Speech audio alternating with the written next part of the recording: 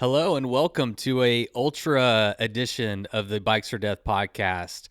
My name is Patrick and I'm your host. And this is the show that focuses on ultra bike packing, ultra adventures, and ultra cool people. My guest today, you may have guessed, is Ultra Romance. You know who he is, but how well do you know Mr. Romance? That's the real question. Before he showed up to the Bikepacking Summit, there was chitter chatter fluttering through all the participants. A lot of talk of the fact that he was going to be there. A lot of fanboys. You know who you are. People want to take pictures with him, get his autograph, probably get his name tattooed on their ass. You name it, it was going down. But nobody really had a really good sense of like what he was like as a person, you know? And so it was really interesting to be able to sit down with the man, the myth, and the legend and talk to him for a little bit. Turns out he's very much like you would maybe expect him to be. I quite enjoyed our conversation. He's a lot of fun, great storyteller, just a lot of fun to be around. He's a very charismatic and entertaining gentleman, and we had a lot of fun chatting. So I'll let Ron take it away. He certainly does a very good job of representing himself very well. So I'll let him do that. On another note, I'd like to just extend everybody a happy holidays. It's a crazy time of year. We just had Thanksgiving followed by Black Friday. Then we had then we had Small Business Saturday. Then you got Cyber Monday and Giving Tuesday. Man, that's a lot. I didn't even know there was a Giving Tuesday. I'm like late to the party on that, but I found out about it yesterday and I got to thinking, I'm like, even though today isn't Giving Tuesday, maybe y'all could cut me some slack and make it Giving Wednesday or Thursday or Friday, whenever actually. But if you would, take a moment to consider donating to the Bikes or Death podcast. It is produced 100% by me without any help from advertisers or sponsors. You're getting it straight from me to you, from my guest to you, just our conversations. And it takes a lot of time, honestly. It takes a lot of time, a decent chunk of money to produce this thing. So anything that you can do helps. So consider giving to the podcast that makes your week wonderful or whatever. The easiest thing you do is just go to my website. It's bikesorddeath.com.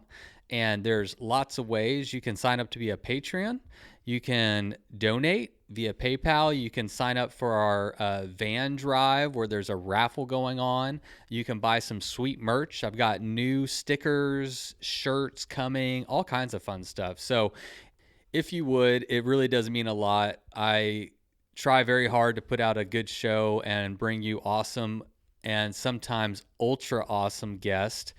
And when you show your appreciation through financial means, it makes all the difference in the world. And it makes me feel like I'm doing a good thing and people like it and they want more of it. So thank you. Thank you for everybody who does and has so far. Let's keep it going. We're almost to the end of the year. It's crazy. Speaking of end of the year, this is going to be my last podcast that I'm going to release this year. I have some more in the pipeline that I'm going to be rolling out first thing come January. But, you know, we all got to take a little break, a break every once in a while. So I'm going to just take a little bit of time off. Carrie and I are headed to Big Bend in like 3 days or something. I should probably get ready. And yeah, just going to enjoy some time with the family and all that fun stuff. So hope everyone is doing well. I hope you enjoyed this episode.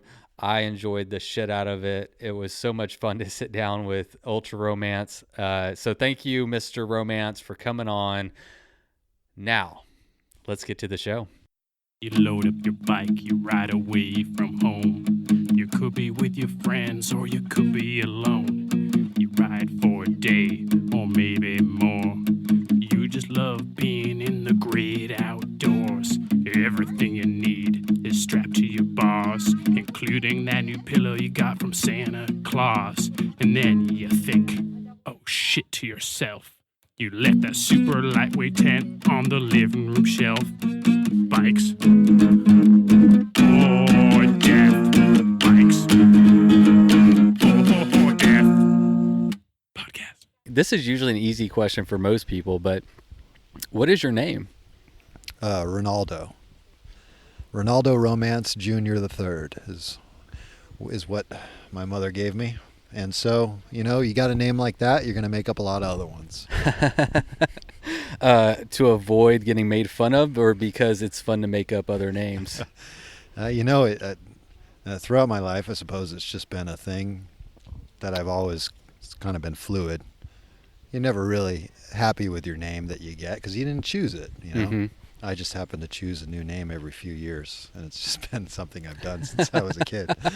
For real? Yeah. That's crazy. Yeah. What? All right. So what was your 8-year-old name? 8-year-old name was Boltar. Boltar. Yeah, because I should say this actually came a little bit later, maybe 12. Okay. That was the first time I started changing my name regularly. Okay. And that Still was a kid. I was still a kid, and there's a English kind of death metal band called Bolt Thrower. If you've ever heard of, they were very good. And we had a college radio station in my town that played metal every Saturday, and I just so happened to start tuning into that radio station, and they played this song that just blew my face off as a 12-year-old. And I don't know how I started tuning into this station. I think I was just intrigued by like the Cookie Monster voices that came out of the and so I start tuning into this station more, Trying to decipher what they're actually saying. It's just a fascination as a kid. Yeah, and we just so happened to grow up in a place that had a lot of the culture was wrapped in metal and hardcore and stuff. We just had a big scene where I grew up, and so yeah, they said, no, that was Bolt Thrower with such and such with like brain grinder or something. Put your brain in a blender, then take a dump on it. That was the name of the song, maybe. Oh wow. And that's a song that gets to the point. I wonder what this one's about. No beating around the bush there. No. So yeah, they said I misinterpreted Bolt Thrower for Boltar and just started calling my bike that, and then I started calling myself that. Then you assumed your bike's identity. All through high school, that's how the teachers saw Boltar, and I used to write it on the paper. So you've always been a little bit of a character. Yeah, I guess, if that's a character, yeah. Or yeah. I mean, you are yourself, but Yeah. if you're, I mean, let's say the teacher might say. The teacher said we have this bridge, the Q Bridge, which is this bridge that was. You wouldn't get the reference unless you were from the New Haven, Connecticut area, but the Q Bridge for like 30 years was about to essentially fall into New Haven Harbor, and they just kept on letting cars go over it. So you reference the Q Bridge, that means like a really shitty bridge. But yeah, that the doctor would say that Boltar is going to get to New Haven, but he might not take the Q Bridge. And I always took a lot of pride in that because I wouldn't take the Q Bridge. That thing's a piece of shit. Well, that's actually really good. So you're like one person that I don't have to worry about offending if I get your name wrong. No, yeah, because at one point in time you were probably that name. Whatever comes to mind, just call me it. I'll probably say, hi, how are you doing? All right, perfect. All right, so let's say that Ronaldo is in let's say you're at a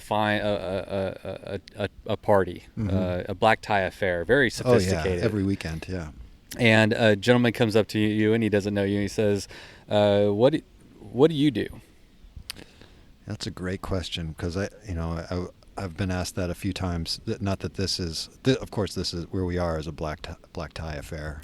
Yeah, but I've been asked a few times this weekend, and I really don't have a great answer for that. Because it's kind of like, most people probably know me from Instagram or wherever, but I hate that idea of being like a social influencer, because I'd like to think that I'm more than that. And so, what do you think you are? I think I'm a product designer, a designer more than anything. And whether that's products, I shouldn't say just pigeonhole myself into products, but I feel that I'm a life designer in some ways also, whereas everything that I interact with, I feel the need to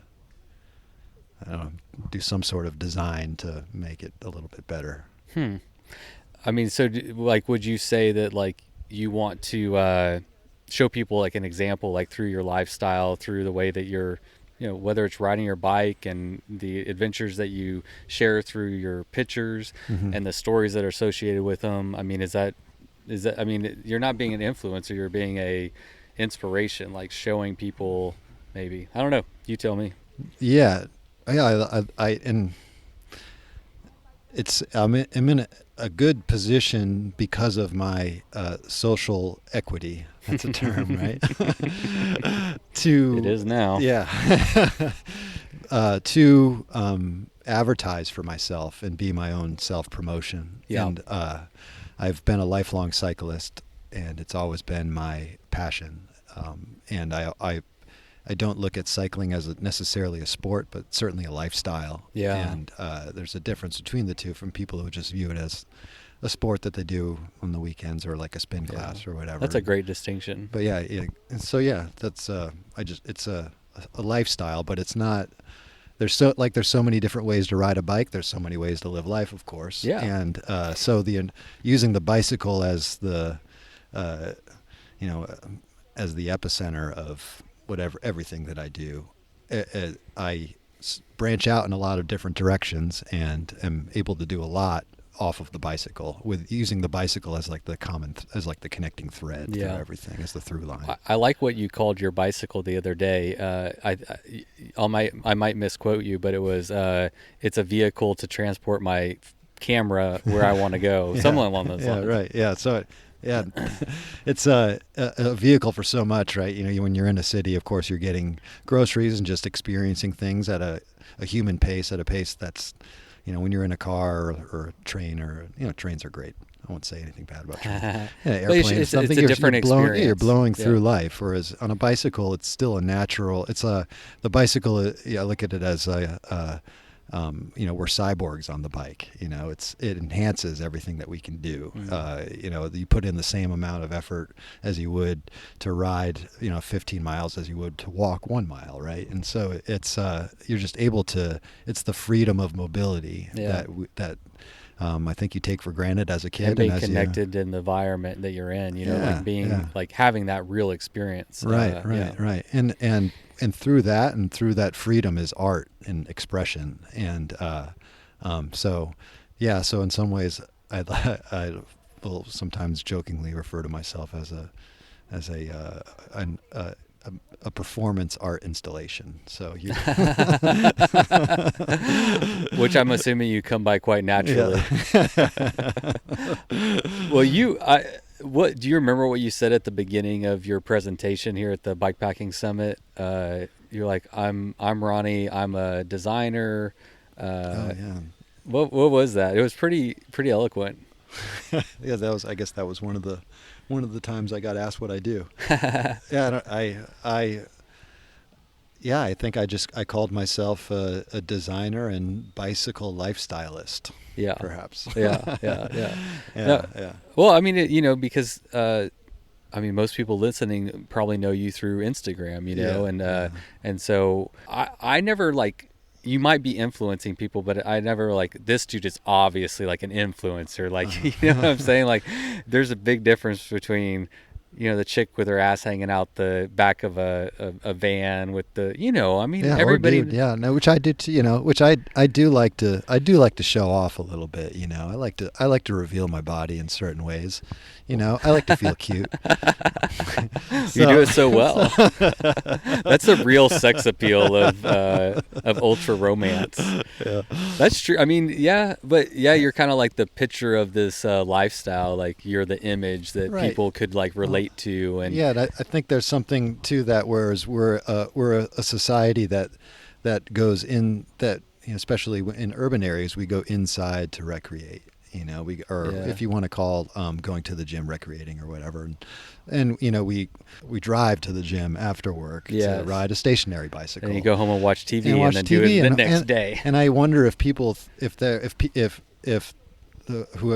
people who do that, which is the majority, do they think?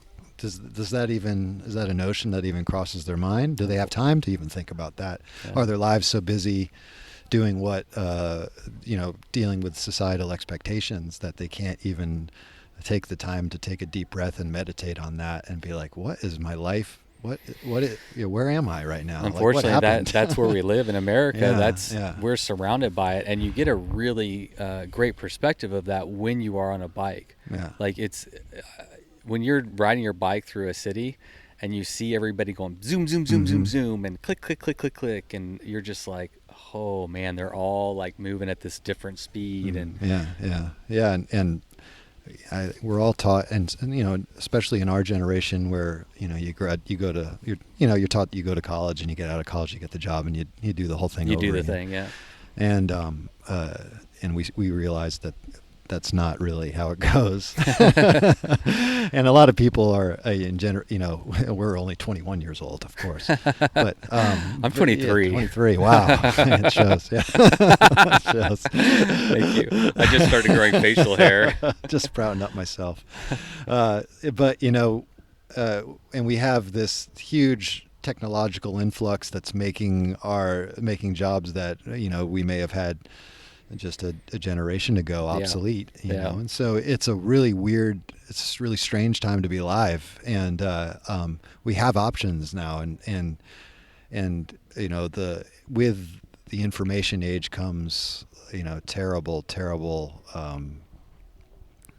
wealth disparity and disparity in general, but also it brings a sick society in a lot of ways. Arguably we've overdone it quite a bit, but it also brings, if used properly, this freedom that we wouldn't have had ordinarily. As in my case, I'm able to work remotely from anywhere I want to be. Yeah.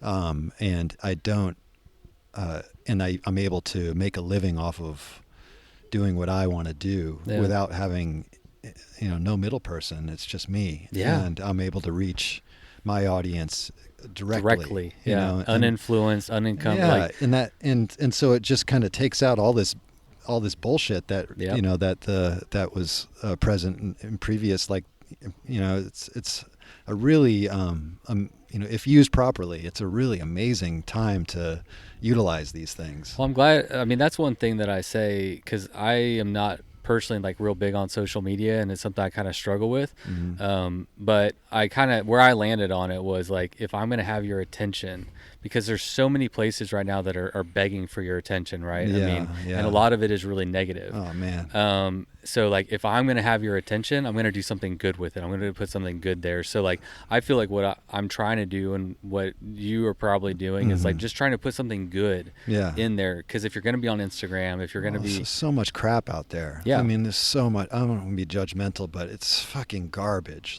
It's we are inundated with garbage. Worthless. Like everything that we do is arguably worthless at this point, because we've reached this point. We're just jacking off. Like that's what America's doing right now. Yeah, we're just fucking jacking off. And so it's like, it's frustrating. It's frustrating, but to have it's of course you do the best you can, and and if you're going to have an audience, and I love that I've been able to connect with so many people that are into the same nerdy stuff that I would be in with the bike community. It's become like a community building exercise, and you become to really, even though you've never met these people in real life, it's I think that probably makes some people's skin crawl, but that you could do it properly. And I really feel like I'm able to meet a lot of people in real life that, I've met on the internet, or that, just come up to me and say, hey, and it's really cool. Yeah. It's genuine, because I feel like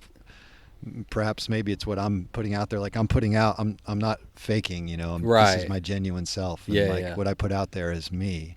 And then people reciprocate, and we end up having, worthwhile conversations, and it's really cool. And that wouldn't, I would never have met those people in small town Clinton, Connecticut, in the 50s, like growing up like my parents did or whatever, and all of a sudden, wow, look at all these people who like metal and bikes and It's pretty At cool. least bikes. Yeah, at least bikes. I mean, it is really interesting, and it's something I'm really purposeful about is just being me. I mean, through the podcast, through social media, is just, I mean, what's the point of faking it? Like, how does that benefit anybody? Yeah, Especially me? So that now I go and meet somebody, now I have to pretend to be that person, whatever the fuck, it's like, but Miles and I were actually talking about this because it's like, I mean, Miles is exactly what I expected him to be. Like, you're very much what I expected you to be. It's like you kind of get a feel whenever people are putting, just genuine stuff out there. Yeah. You get a feel for them. All right. So why originally did you get on Instagram? I got on Instagram, I want to say 7 or 8 years ago. So it was pretty new still. It was still only on like iPhones. And I had a friend who, one of the ways that I was able to kind of not work too much in the beginning was I just didn't spend much money. So it was a very tight budget where I was eating beans and essentially like foraging dandelion greens. And that was my diet. My. Chocolate bar. I definitely always had a nice chocolate bar every day. But so I would get like hand-me-down phone. I didn't have a cell plan or anything. And so I got a hand-me-down iPhone, and all of my friends I had friends that had some money, so they had the early adapters to the iPhones and everything. And so they would say, like, have you seen Instagram? Dude, it's the only reason to have an iPhone. And you're like, what is this? And so I remember getting on it and like looking through, and I've always taken photos of my friends riding bikes. And I had in college, I went to college in Durango, Colorado. Okay. And so from the East Coast, that was like, and before the information age, that was huge. Like, you were like, what is this? I'd never even seen this before. Just like, oh my God. And I was like, I got to show my friends. They're going to be so jealous.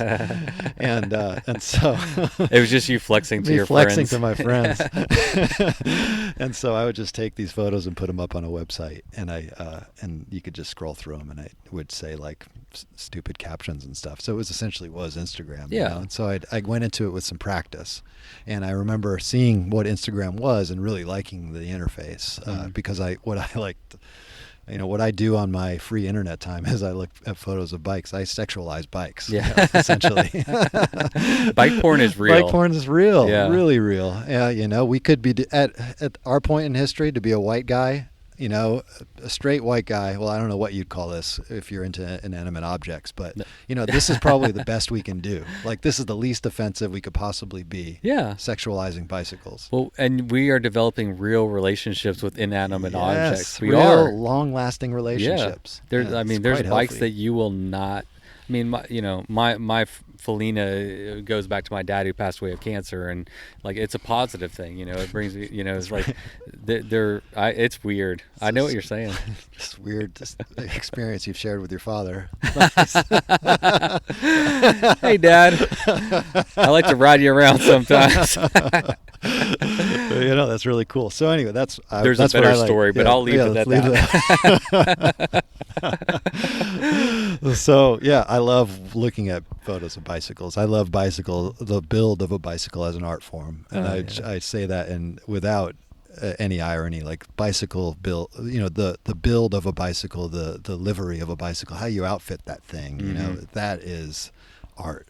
And the individuality of it, like, it's functional art. It's beautiful. Yeah. And there's so many ways that you can do it. And working with bicycles is so damn fun because it's engineering. What's an early college course? I never went to college. You're the only one out of us that have been to college. Math 101? 101. That's what I'm talking about. Yeah. That's a quick learning I got on the streets. Yeah. It's engineering for idiots. That's what bicycles are. You could see it work in front of you, and you could use it right away. And there's tons of community bike shops with awesome parts bins all over the country, and eBay's around, and that's all, you just look at, I don't know, that's my free internet time. So just following those types of people on Instagram at the beginning, where it was, my whole feed was just, if you posted a picture of your kid, you're off. Dude, that's mine. You're not going to see a picture of my kid on mine. I've lightened up quite a bit. My old age. So yeah, my whole feed would just be bike builds. And then you start like so I would, whenever I would be in an internet range, I would just get on Instagram and want to see the new bike builds, and I'd start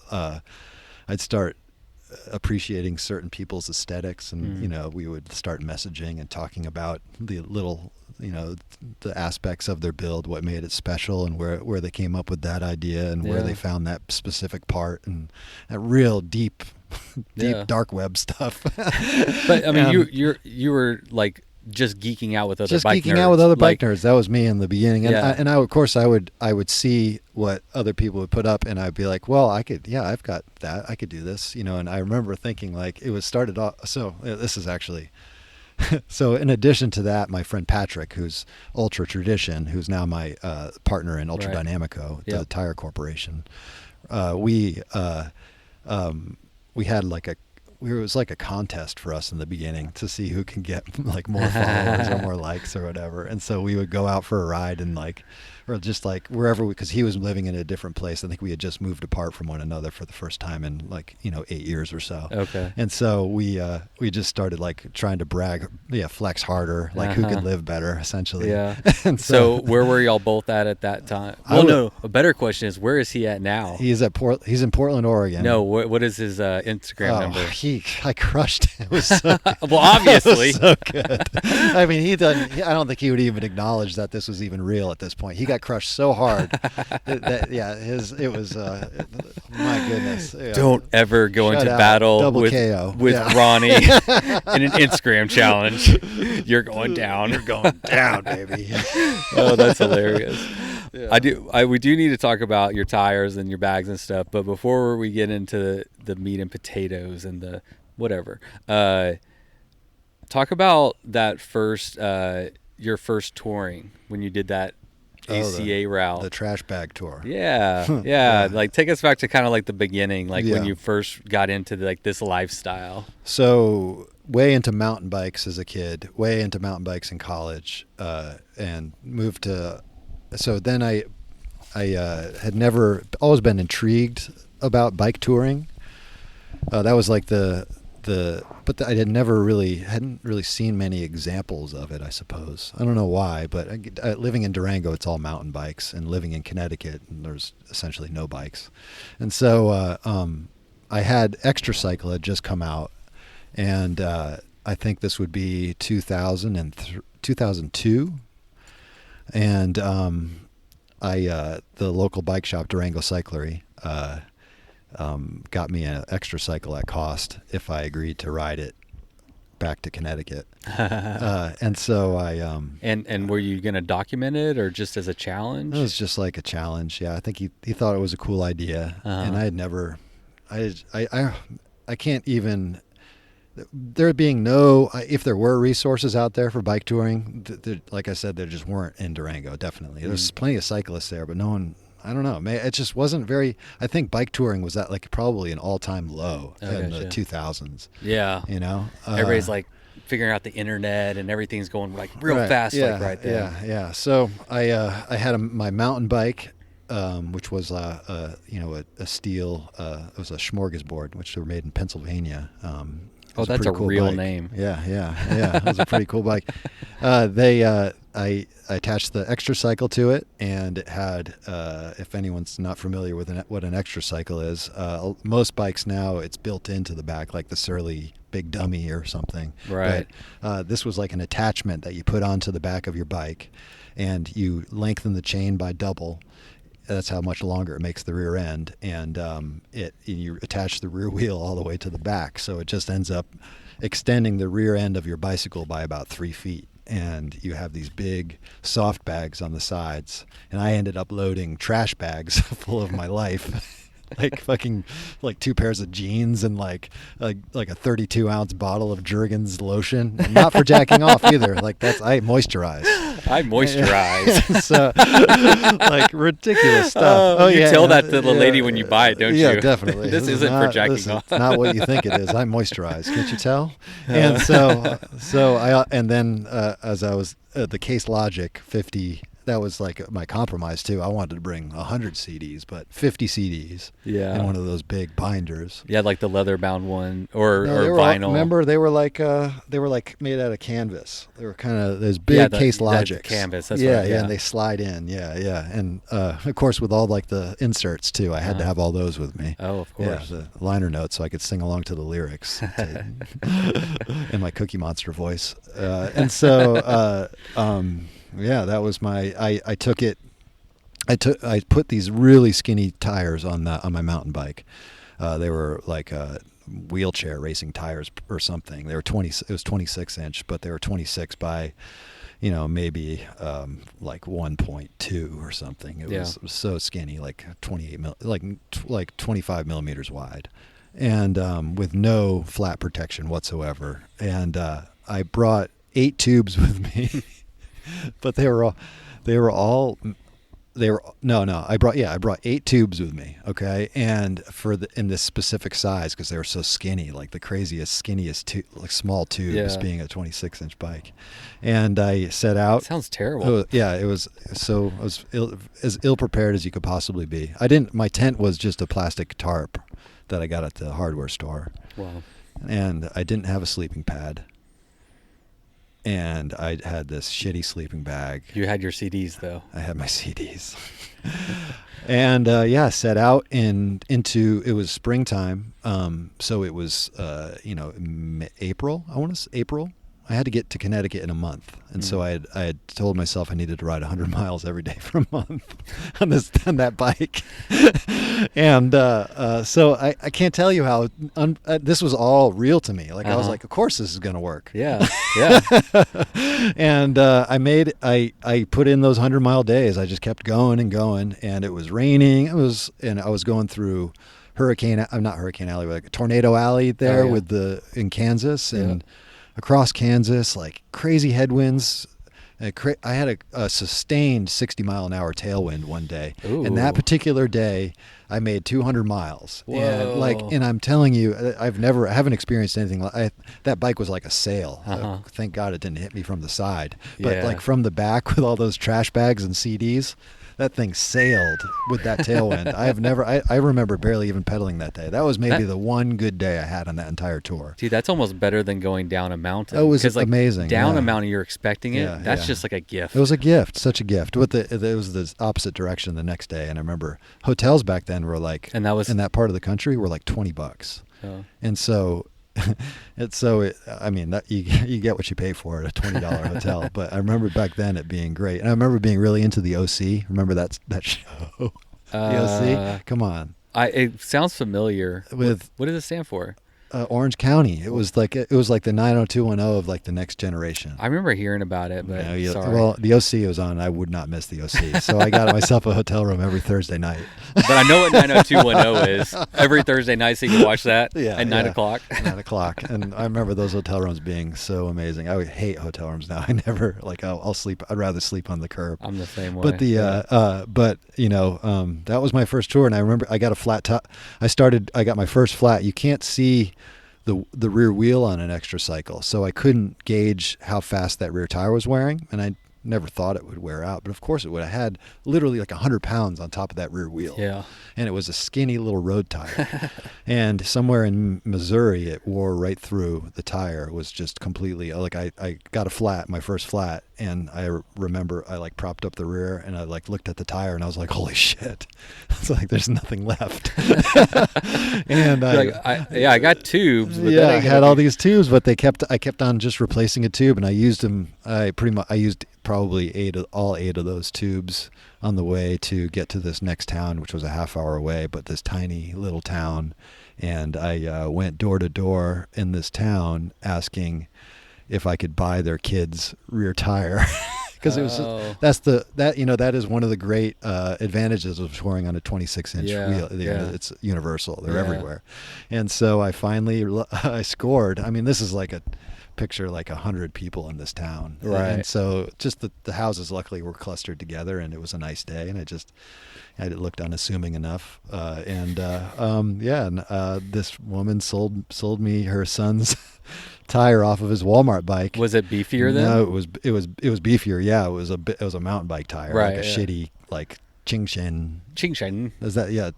So I had a Qingshen sponsorship all of a sudden. So $20 later, I had a Qingshen, and but the problem being that it was like a 2.0 or something, Way and too I big for had your all these tubes. tiny tubes, and so I kept the tubes would just be overinflated, and it took me until, I don't know, maybe another 100 miles before I found a Walmart to get a tube at. Yeah. So How did wrap that one up? Or, wrapping that one up, I definitely quit. I definitely failed. And at St. Louis, I think I made it to St. Louis, and took a bus back the rest of the way. Just because you couldn't get a tire and a tube to No, fit. I kept going after that, but when you set yourself up for, I mean, not that I really thought that was possible, but when you set yourself up for failure, even if you don't actually realize you are, I guess that's the art in living life, is never setting yourself up for failure. And But the only way to do that is to learn from your experiences. So that was my first experience like that, and I'm telling you, I didn't think I even thought about bike touring again after that experience for another probably 5 or 6 years. Oh, wow. Yeah. It was shitty. I was like, this Still a sucks. cyclist. You were still riding bikes. Still riding bikes every Yeah, day, but yeah. fuck touring. That Well, that's a sucked. pretty shitty first experience. And I had just broken up with my girlfriend right before that too, so I was like Oh. torn. My heart was broken, and I was just like, Yeah, you were in like searching. the ninth circle of hell. I was like, everything was going wrong. And of course, I set myself up for it. I was totally unprepared. Yeah. But you live and learn. And I get the next time I ended up bike touring, I went back with a much different perspective. All right, so you're doing. I want to switch to some of your design work that you've been doing. What you got? Fabio's chest and your new tire. So you do the bike bags and you do a tire now. Is there anything else that you're doing that I don't know about?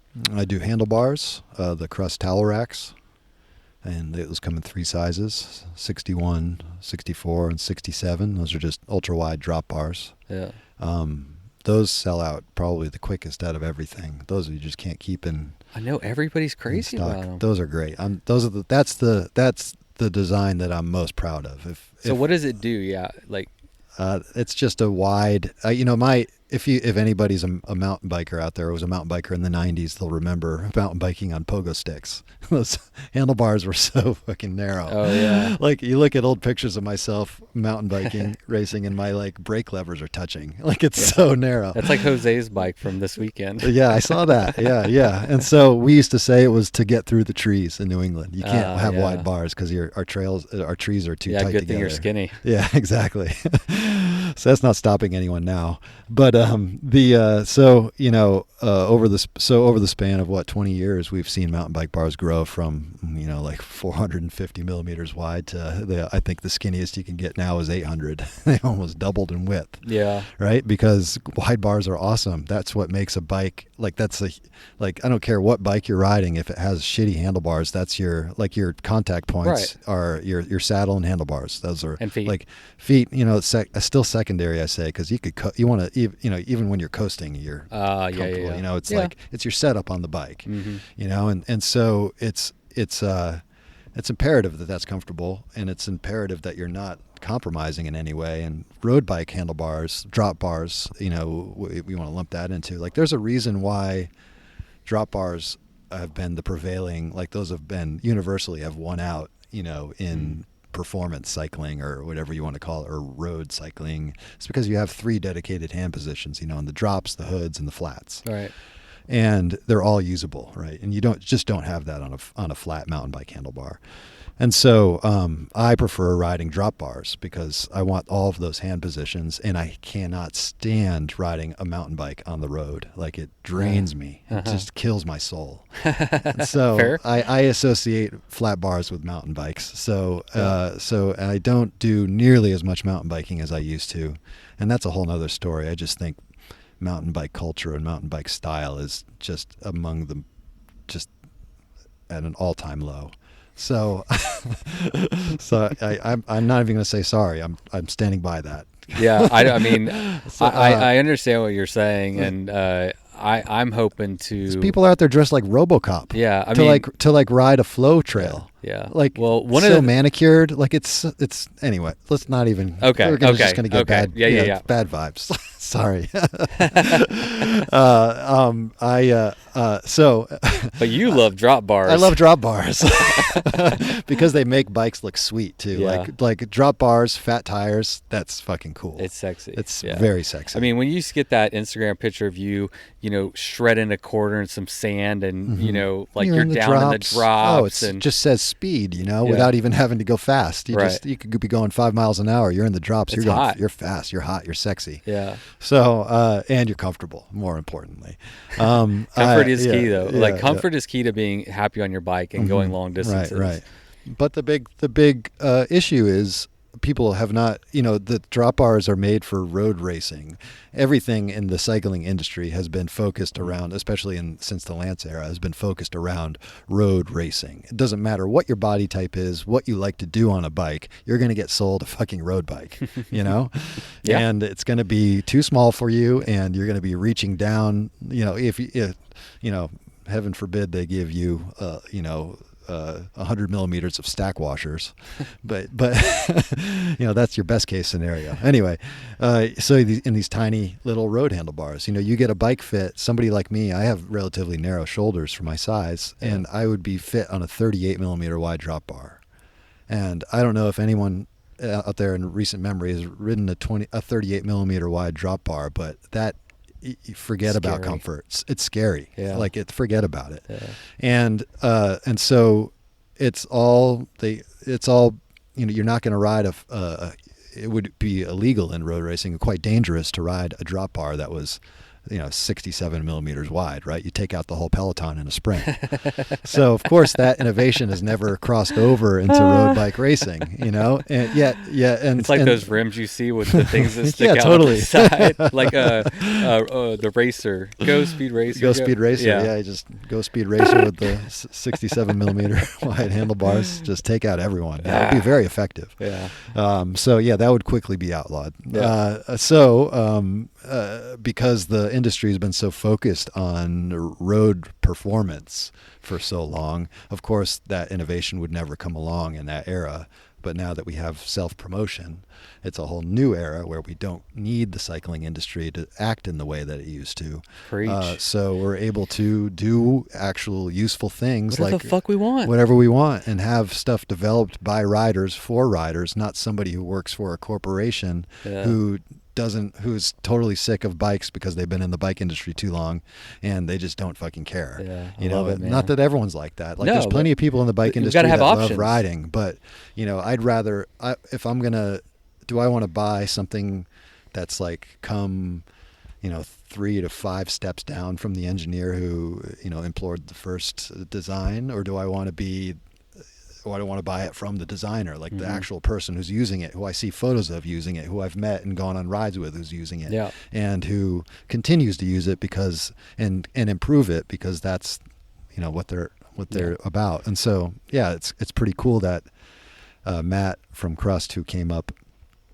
I do a frame through Crust bikes too, but when I originally met him, I said I want to make a handlebar, and he's like, okay, let's do it. I was going to ask you, so you want to design a handlebar now, like how do you make that happen? I'm telling you, it was only it's the most rewarding product I have because that's what I'm the most proud of and what I use every day, no matter what, is that handlebar. And like, I want it on all of my bikes, and I've never been happy with a handlebar God damn, before. you're selling me right now. Yeah, and it's very, it's nice that other people like it also because the handlebars can be something Well, it's that's proof of very concept. Yeah, I mean, it's proof like- of concept, yeah. right? Yeah, the handlebar is very, it varies between what people, their riding style and how they feel comfortable on a bike. But so yeah, Matt had come up and said, it was probably 4 or 5 years ago, and we were like, we want to do a bike. I want to run this company.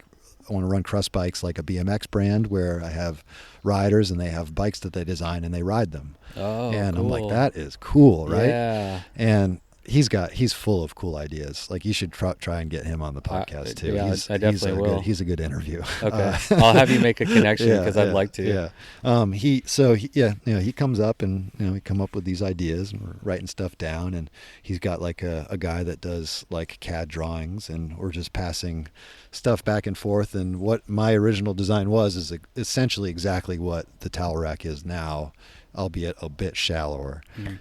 And what we got back was essentially just just a 66.6 millimeter wide, like, drop bar. Like, it was just a standard handlebar that they had just made like wicked wide. And Matt is like, well, it came in, and I remember it weighed as much as this chair.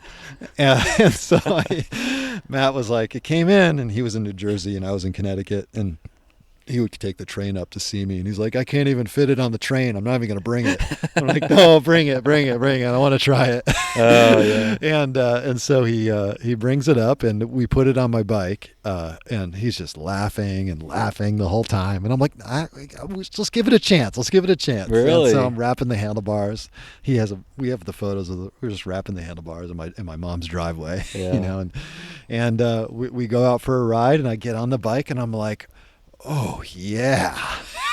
Really? I'm just like, oh, your long lengthy arms and everything. This is it. And I was like, ooh, yeah. My back was like, everything just felt right, and he just, of course, he did not believe me. And so we went on this ride, and I kept the bars I kept calling him every week. I'm like, these things are sweet, man. Let's just get these out. Like, whatever. Like, let's not even wait. I was like, people are going to love this. They're going to love it. And he's like, oh yeah, whatever. And so it wasn't swooped out at all.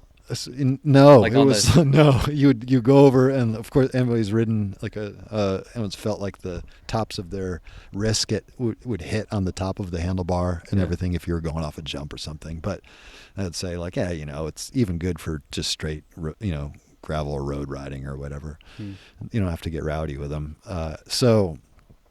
We gradually got it moving. I'm like, all right, we'll just make these, and we would like keep revamping telling them, can you do this now? And these companies kept telling us, there's no way you can't do this. Like, we can't do this. And I was like, you make wide mountain bike handlebars. Why can't you make these? And for whatever reason, it just, Nito wouldn't do them.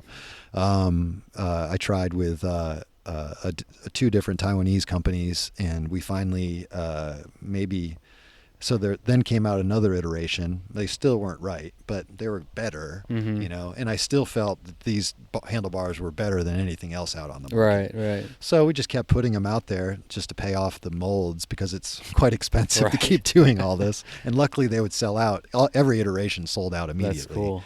And then my bags fit in them perfectly also. Right. So it's kind of like a system that you're buying into with my bags and handlebars.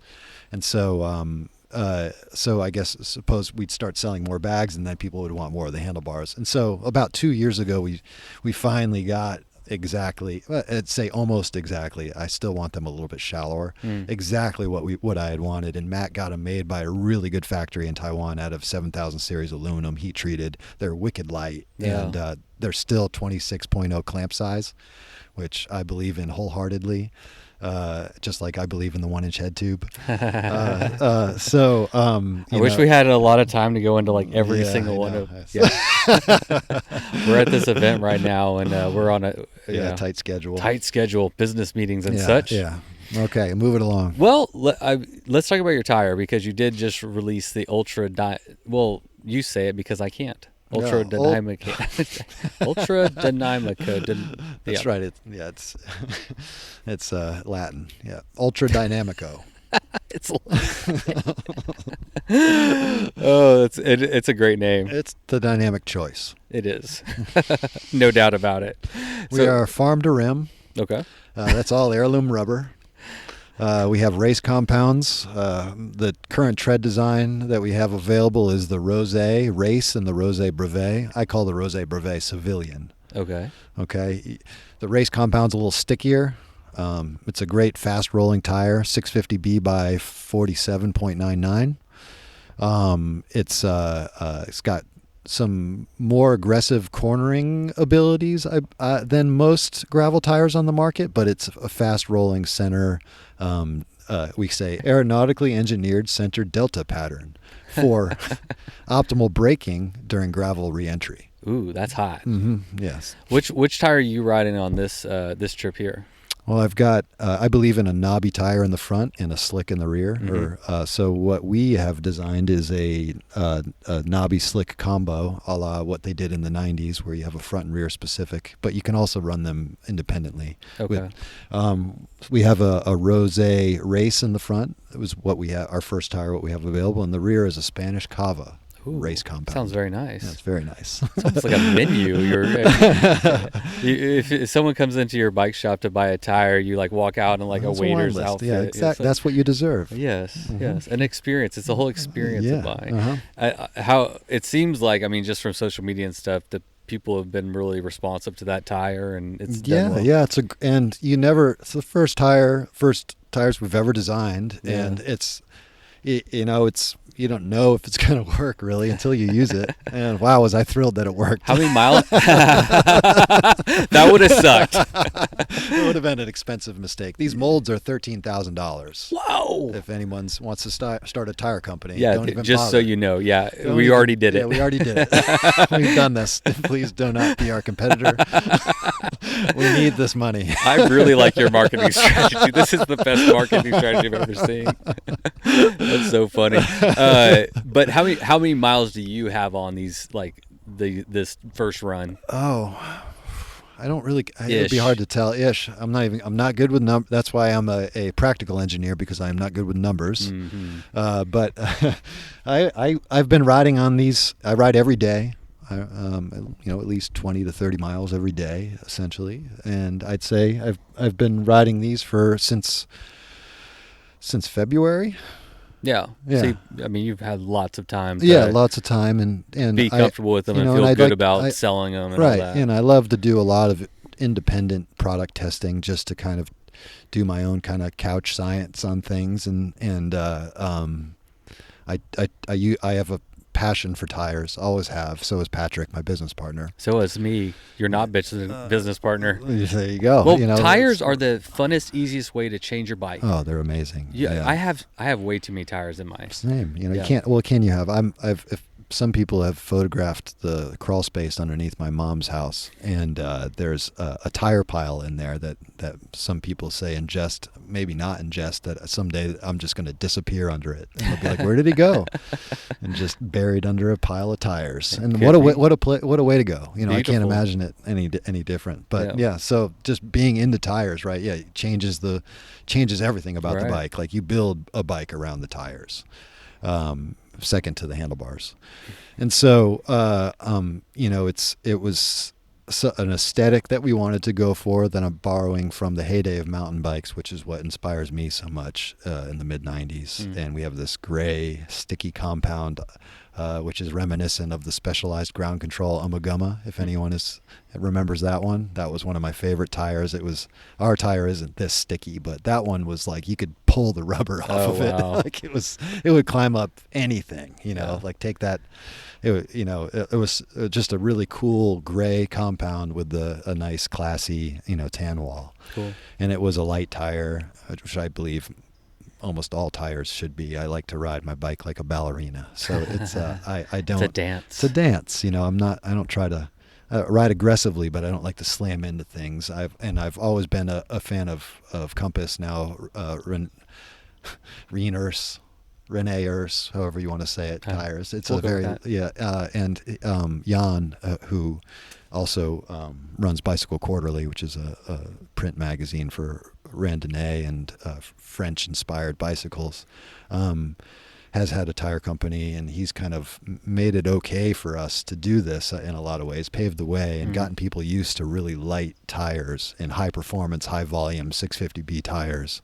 And so he's in a lot of ways paved the way for us. And so I guess it's our goal to kind of add to what he's done, not necessarily try to be a competitor, but be a little bit more off-road specific and a little bit more like our next tire will likely be a mountain bike tire. Okay. But they're always going to be light, is what I'm saying. Yeah. They're not going to be necessarily something you'd want to go bike touring on or something, or, something where you really have to rely on the sidewalls not slicing open. I gotcha. Like, these are a tire for the connoisseur. Well, I mean, you say that, but the terrain around here is really gnarly. And I was actually behind you on a segment, and you were just dancing through all the routes. Just got to and stuff. dance. Yeah, you got to learn how to they're dance for on dancers. your bike. Yeah. All right, I'm gonna have one last question, then we got to get to our next thing. Do you shower? No, I don't. That's a quick answer. A few times a year, I will shower. I do jump in bodies of water, but I don't like getting wet. I'm a lion. Okay, I'm a lion of Leo. Understood. And my hair is very delicate. Yes. And generally, when I get it wet, it gets matted in the wrong direction, and I have to comb it in a certain way. And at our age, when the hair comes out, it doesn't come back, and I need to hang on to all. It's my livelihood. It is. And so I just don't like getting wet. So I like the desert. I like dry climates. I do not like getting rained on. And what do you do in lieu of taking showers? I heard there was some oil. There's oils, plenty of essential oils. I smell like the bulk aisle of a health food store, I've been told. You do not smell bad. Oh, thank you. This is probably the worst that we get because we're in a very humid and we've been sweating, and I came across country and ass sweat. I didn't want people to think that Ronnie walks around like. But a lot of it's a clean diet. Keep my diet clean, and if there's a fire, I will put some pine branches on, or sage or something, and get it smoking, and just kind of drape myself over it. Yeah, dry showers. Yeah. Nice, interesting. Yeah. Good to know. Well, thanks, dude. Thanks for taking the time, man. It was really fun getting to know you a little bit. Yeah. All right, cheers. Cheers. All right, what do you think? Pretty much what you thought, huh? Oh, man. It was so interesting to be at the summit, and like I said, everybody was like scurrying about and curious about him, wanting to chat with him, want to get a picture with him, whatever it may be.